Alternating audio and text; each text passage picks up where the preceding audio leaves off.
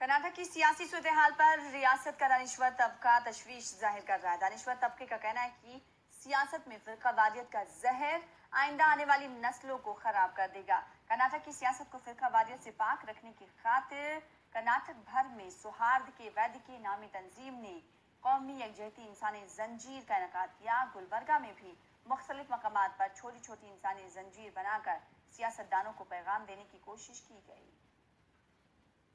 कर्नाटक में कुछ सियासती लोग फंडामेंटल बातें उठा के कम्युनल फ्लोर अप करके अपने सियासती मकसद उठाने की कोशिश कर रहे।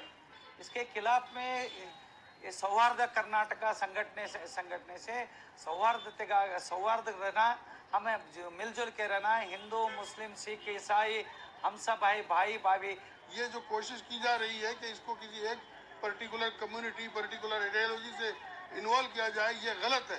इसके सिलसिले में कॉन्स्टिट्यूशन की हिफाजत भी ज़रूरी है, सेकुलरिज्म की हिफाजत ज़रूरी है, डेमोक्रेसी की हिफाजत ज़रूरी है, और ये सारी चीज़ों को ख़तरा लग गया है।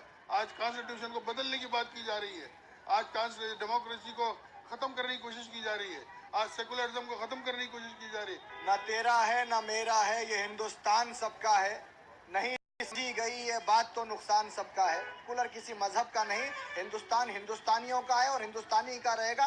कॉन्स्टिट्यूशन ऑफ इंडिया जो दस्तूर बाबा साहब अम्बेडकर ने दिया है, उसको ना बदला जाएगा ना बदला जा सकता है।